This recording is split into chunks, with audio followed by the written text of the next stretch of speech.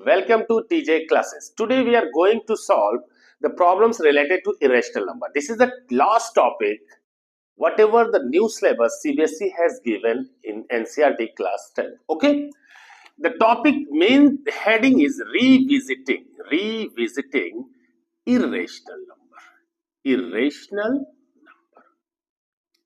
number.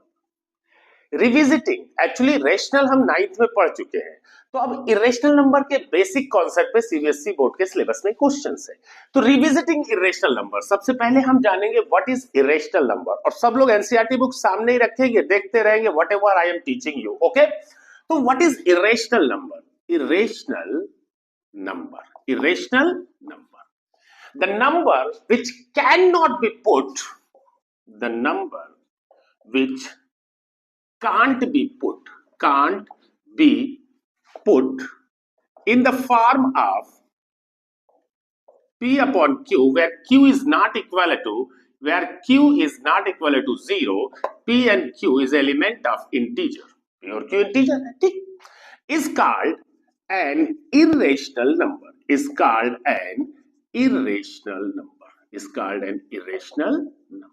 okay? Yadi the number which can't be put in the form of P by Q, where Q is not equal to 0 and P and Q is an element of, ये symbol पता है ना, बता चुका हूं initially, is an element of integer and P और Q क्या होने चाहिए? इंटीजर होने चाहिए, is called an irrational number. For example, याद रखना irrational number के एग्जांपल्स में मैंने डाउट्स बहुत देखे, याद रखना। For example all shirts। अब आप सोच रहे होंगे शर्ट्स क्या है, आपने पढ़ा ना स्क्वायर रूट, क्यूब रूट, इसी तरह से fourth root, fifth root, six root, seventh root, eight root, 10, 100 root, 1000 root, 10,000 root, ये सारे के सारे रूट्स की जो पावर्स होगी वही क्या है? इरेशनल। फॉर एग्जांपल, अब इसको एक्सप्लेन करते हैं, root 2, cube root of 2, cube root of 4, cube root of square root of 5, fourth root of 7, fifth root of 8 et cetera. ये सारे के सारे किसमें है? सर्ट्स में, रूट्स में है। ओके, इसमें स्क्वायर रूट है, इसमें क्यूब रूट है, यहाँ पे फोर्थ रूट है, यहाँ पे फिफ्थ रूट है, ये सारे के सारे रूट से बाहर नहीं आ सकते। दैट्स व्हाई ये क्या है? इरेशनल। और दुनिया के किसी भी इरेशनल नंबर को जब हम डेसिमल में एक्सप्रेस करते हैं, तो डेसिमल में इसका जो एक्सप्रेशन होता है that is neither terminating and non recurring, यानी non terminating and non recurring, मतलब ना तो कभी खत्म होगा और ना इसकी वैल्यू कभी टर्मिनेट हो सकती है, और रिपीट भी नहीं करता है। ओके, बस कंटिन्यूअस डिवाइड करते रहो, तुम खत्म हो जाओगे, पर इसका एग्जैक्ट आंसर कभी मिलेगा नहीं, because it is non terminating and non repeating. अब तुमने याद कर लिया कि टीजे सर ने बताया था कि कोई भी रूट में नजर आए तो वो इरेशनल होगा। अब मैंने लिखा स्क्वायर रूट ऑफ 4, तुमने डायरेक्ट कहा टीचर सर ने बताया था इरेशनल होगा, नहीं, इरेशनल नहीं है, पहले देख तो लो ये क्या है। इसको लिख सकते हो क्या? Square root of 2 into 2, perfect square है, 2 बाहर आ गया, 2 can be written in the form of 2p by q, अब बाय टेकिंग डिनोमिनेटर 1, अब ये किस फॉर्म में आ गया? p by q के फॉर्म में, यानी ये क्या है? रेशनल है। क्या है? रेशनल, यानी square root of 4 should be rational. Why? जब सॉल्व करने के बाद बाहर ना आए, जैसे मैंने लिखा क्यूब रूट ऑफ 4, 8 लिख दिया, तो क्यूब रूट ऑफ 8 लिखेंगे तो क्यूब रूट ऑफ 8 के प्राइम फैक्टर्स क्या होंगे? 2 into 2 into 2, 3 का पेयर बन रहा है, 2 बाहर आ गया, it can be written in the form of 2p by q, p by q के फॉर्म में आ गया, यानी क्यूब रूट ऑफ 8 क्या होगा? रेशनल होगा। Okay, please note it, understanding. अब एक बात बताओ, मैंने बताया ना कि किसी भी इरेशनल नंबर का जो डेसिमल एक्सप्रेशन वो non terminating and non repeating या नॉन रिकरिंग होता है। जैसे मैंने लिखा 2.3256 अप टू so on, अब इसमें ना तो रिपीट कर रहा ना ही इसका एंड है, तो ये पक्का क्या होगा? Irrational number. क्या होगा? Irrational number. ओके, तो इस तरह से कोई भी, अब एक बात बताओ, मैंने लिखा 2.345, पूछो बताओ ये रेशनल है कि इरेशनल? तुम कहोगे सर इसके बाद डॉट डॉट डॉट, यानी इनफाइनाइट तक नहीं जा रहा, यहीं पे ये टर्मिनेट हो जा रहा, खत्म हो जा रहा है, यानी पक्का क्या होगा? रेशनल होगा। मैंने लिखा 2.314, 14 पे बार, मैंने रिकरिंग दिखाया ना, 14 यानी रिपीटिंग है, यानी ये पक्का क्या होगा? रेशनल होगा।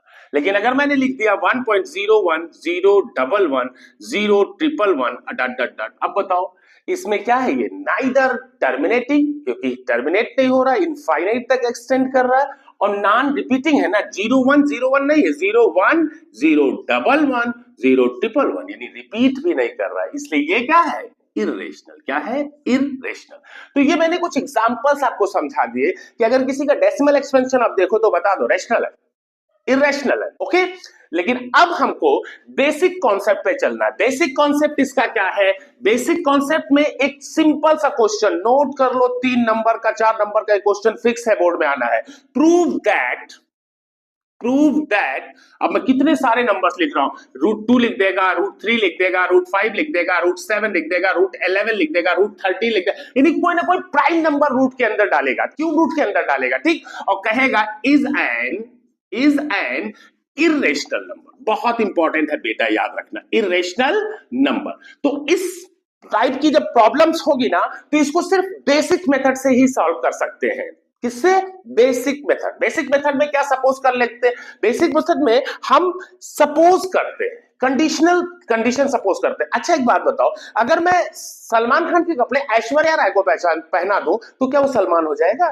पहले चेक करेंगे क्या ये कंडीशन डिसॉल्व करती, क्या सलमान की सारी क्वालिटीज है? नहीं, ये तो ऐश्वर्या है भाई, ये तो क्या है? ऐश्वर्या। तो कंट्रडिक्शन मेथड पे कंट्रडिक्शन प्रूफ इसका होता है, ठीक। इनमें से कोई भी आ गया तो आपने लिखा क्या? सॉल्यूशन। क्या लिखा? सॉल्यूशन। याद रखना, देख लो, पक्का आएगा, पक्का आएगा, इसमें गारंटी आएगा। लेकिन सॉल्व कैसे करना? गए नहीं, गप से लगा दोगे। ओके, किस मेथड से? By proof of contradiction method, यानी सपोज करेंगे ऐश्वर्या, निकलेगा सलमान। ओके, आओ देखते हैं। सपोज किया आपका √2 एग्जाम में आ गया, prove that √2 is an irrational number. मैंने सपोज कर लिया, late P and Q is an element of integer and square, जब स्मॉल ब्रैकेट में लिखा होगा तो पढ़ा जाएगा HCF of P and Q is equal to 1।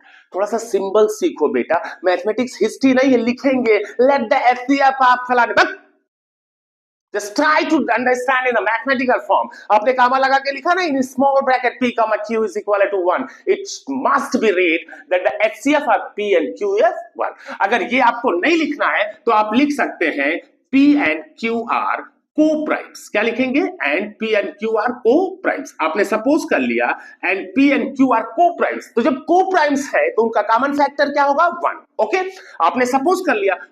मैंने सपोज कर लिया कि लेट P अपॉन Q किया तो अब रेशनल बन गया। मैंने इसी √2 को क्या सपोज कर लिया? P upon Q equal to √2, यानी रेशनल मैंने सपोज किया। कंट्रडिक्शन है, चेक करते हैं।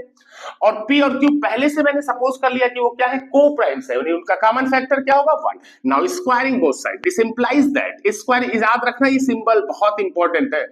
एक बार तुमने दिस इंप्लाइज दैट अगर लगा दिया ना, तो whatever you are writing ना, इट मस्ट बी, मतलब एग्जामिनर की गारंटी है, उसको समझना ही पड़ेगा। अगर वो डिनाई करेगा तो उसको सजा हो जाएगी, because the student has written this implies that if a student is understanding, तो you are the examiner, you have to understand। okay, तो ये नहीं लिखना है on squaring both sides, class 6 7th 8th में लिखते थे, अब 10th स्टैंडर्ड में ऐसे लिखो। Okay, by using symbol, this implies that squaring both sides कर लो, p square upon q square equal to क्या होगा? स्क्वायर रूट हट जाएगा 2, so p square equal to cross multiply कर दो 2q square। अब यहाँ पे p square 2 और q square का क्या है? प्रोडक्ट है, इसका मतलब 2 भी इसका एक फैक्टर होगा और q भी इसका एक फैक्टर होगा। तो अगर ये फैक्टर है तो डिवाइड कर सकता है, मैंने आपको पहली वीडियो में समझा दिया अच्छे से। लिखेंगे this implies that 2 divides p square or 2 divide, अगर p स्क्वायर को डिवाइड करता तो p square can be written as a product of p into p, यानी p को डिवाइड करेगा, p डिवाइड्स p। अब अगर p को डिवाइड करेगा और रिमाइंडर 0 हो जाएगा तो कोई ना कोई तो कोसेंट आएगा। सपोज कर लिया कोसेंट k है, देन मैंने सपोज कर लिया कि लेट p इक्वल टू, अगर 2 से डिवाइड करने पे कोसेंट k आता है तो p की वैल्यू क्या हो जाएगी? 2k। अब इस 2k को यहां रख दो, r 2q square equal to क्या हो जाएगा बेटा? यहां 2k रखो तो 2k का whole square equal to 4k square, लपक के यहां से काट दो, 2 2 4, यानी q स्क्वायर इक्वल टू क्या आ गया? 2k square. अब इस कंडीशन में भी q स्क्वायर के जो फैक्टर्स है वो क्या है? 2 और k स्क्वायर। इसका मतलब 2 divides k square, 2 divides q square, r 2 divides q। अब एक बात बताओ, 2 डिवाइड्स p, एक ये आपने फाइंड किया, एक कंडीशन आ गई 2 डिवाइड्स q। तो अगर 2 p को भी डिवाइड कर सकता है और q को भी डिवाइड कर सकता है, इसका मतलब 2p और q का क्या हो गया? Common factor. लिखेंगे this implies that 2 is a common factor of P and Q। और पहले से सपोज किया था ना कि क्या है, को प्राइम्स है। क्या है, को प्राइम्स। तो कंट्राडिक्शन हो गया। This it is contradiction, it is contradiction, यानी अपोज कर रहा है। It is contradiction, this implies that, hence our assumption is wrong, hence our assumption is wrong, assumption is wrong, assumption is wrong, this implies that root 2 is n। अब rational हो ही नहीं सकता, हमने assume किया था रेशनल है, तो हमारी assumption ही गलत हो गई। तो अगर ये रेशनल नहीं है तो क्या होगा, irrational. This implies that root 2 is an irrational number, irrational number. Okay, hence proved. Clear हो गया। इसमें मैंने कुछ किया नहीं है। अब अगर तुम्हें एग्जाम में दे देता कि नहीं सर रूट 2 ने रूट 3 दे दिया, कोई बात नहीं, उसने कहा कि prove that root 3 is an irrational number, तो यहां पे रूट 3 रख दो। Again this implies that squaring both side, तो रूट 3 का स्क्वायर क्या आ जाएगा, 3। चेक कर लो, एक एक सवाल नोट कर लेना। अब ये प्रोडक्ट करोगे तो क्या हो जाएगा, 3q स्क्वायर, यानी p square is the product of 3 and q square. इसका मतलब 3 डिवाइड्स p स्क्वायर और 3 डिवाइड्स p। तो अगर p इसको डिवाइड करेगा तो सपोज क्या क्वोशिएंट k है, तो p इक्वल टू क्या सपोज कर सकते हैं, 3k। अब यहां पे जब 3k रखेंगे तो 3q स्क्वायर इक्वल टू क्या हो जाएगा, यहां पे p की जगह 3k रखो तो 3k का स्क्वायर कितना आ गया, 9k। 9k स्क्वायर तो 3 से कट कर दो, 3 3 9, यानी यहाँ क्या गया, q square equal to 3k square, 3k square हो गया। इसका मतलब 3 डिवाइड्स q स्क्वायर और 3 divides q। This implies that 3 is a common factor of p and q। फिर p और q का क्या कॉमन फैक्टर मिल जाएगा, 3। It is contradiction, hence our assumption is wrong। This implies that root 3 is an irrational number। ऐसे root 5 आएगा, रख देना, solve कर लेना, घर पे बैठ के सारी प्रॉब्लम्स कर लेना, टीचर सर ने कहा ऐसे रूट 7 रख देना। ओके, तो ये सारा हो जाएगा, प्लीज नोट इट।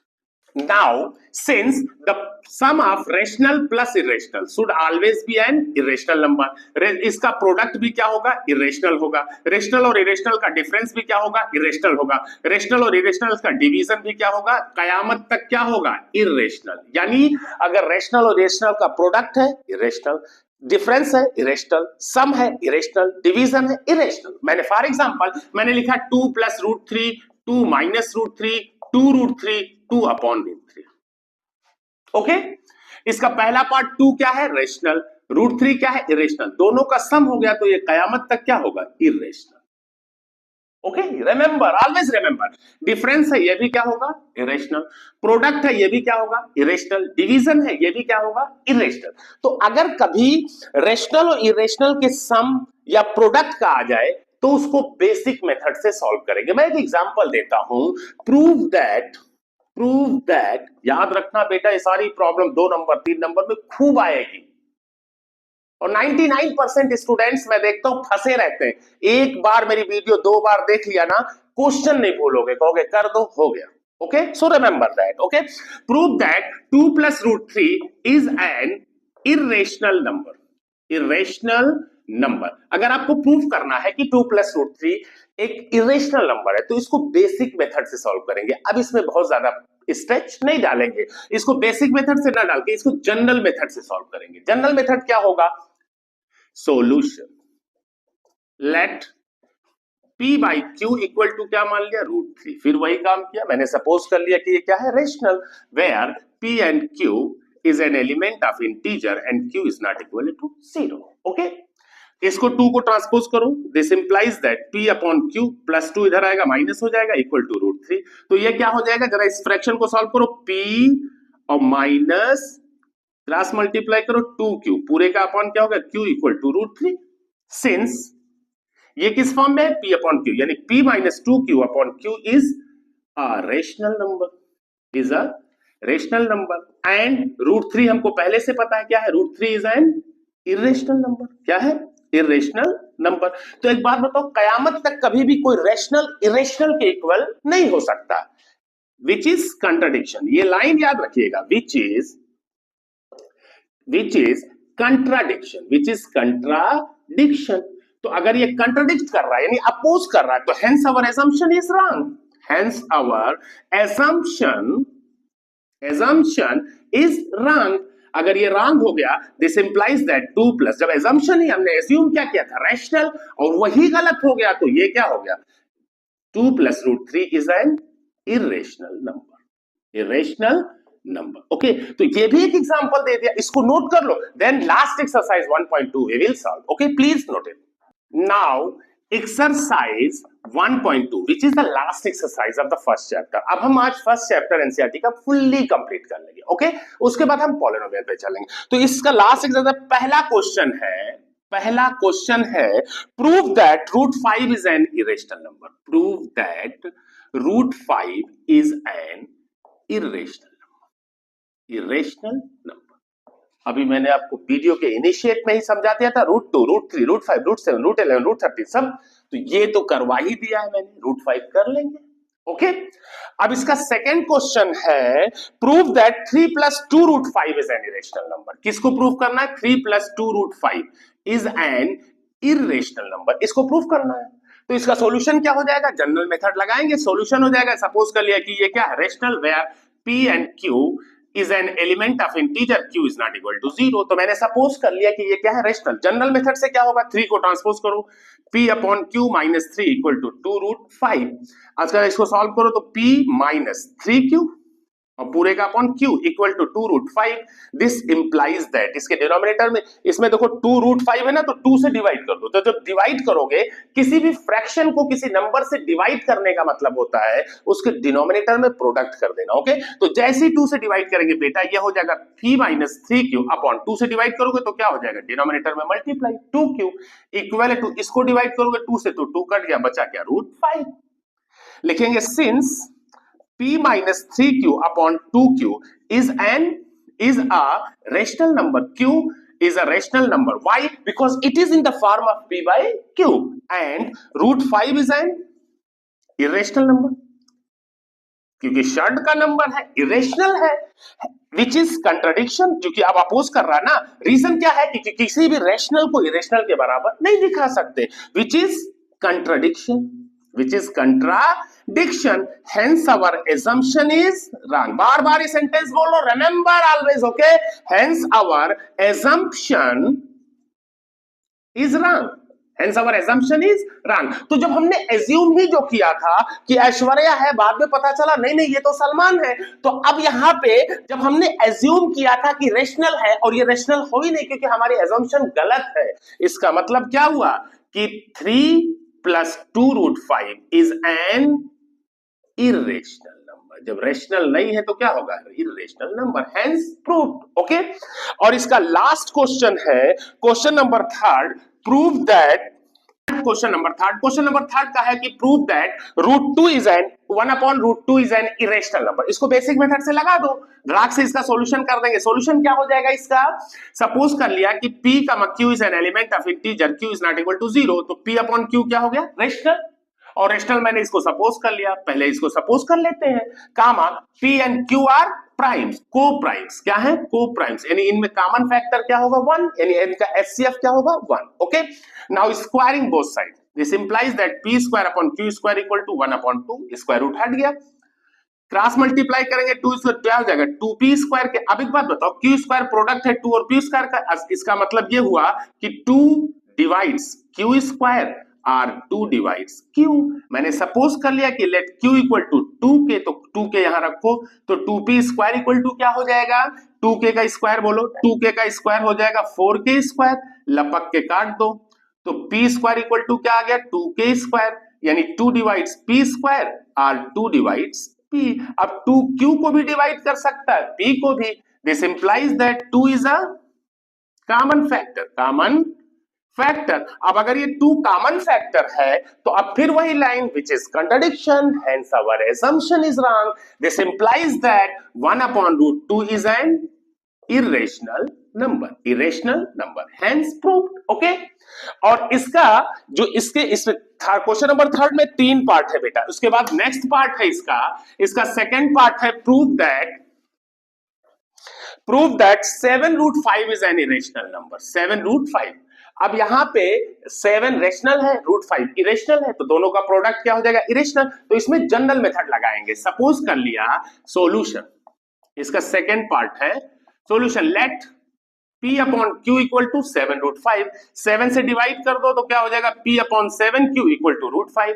ये किस फॉर्म में है? P बाई Q के फॉर्म में, यानी रेशनल होगा जैसे मैंने आपको लिखवाया है। और √5 क्या है? Irrational number which is contradiction, hence our assumption is wrong. This implies that 7√5 is an irrational number। बताओ कर लेंगे कि नहीं? और इसका last that is the third question है, एकदम लास्ट क्वेश्चन, 6 प्लस √2। 6 प्लस क्या है? √2। इसमें भी सम है रेशनल और रेशनल का, फिर जनरल मेथड लगाएंगे। सपोज कर लिया P by Q equal to क्या हो गया? 6 प्लस √2। इसको ट्रांसपोज करिए, P upon Q minus 6 equal to √2, यानी P minus 6Q upon Q equal to √2। Since P minus 6Q upon Q is a rational number. क्यों? क्योंकि ये किस फॉर्म में है? P by Q। √2 is an irrational number, क्योंकि ये shirt का नंबर है, इरेशनल नंबर। और हमने इसको सपोज किया था कि रेशनल है, तो एक रेशनल नंबर कभी इरेशनल के इक्वल तो हो नहीं सकता, विच इज, अब 3 लाइन लिखेंगे, विच is contradiction, hence our assumption is wrong. This implies that 6 plus √2 is an irrational number. Okay? So now the exercise 1.2 is fully completed. एक चीज और याद रखिएगा, एक एक क्वेश्चन के सॉल्यूशन को नोट कर लीजिए। तो एनसीईआरटी का पहला चैप्टर फुल्ली कंप्लीट हुआ।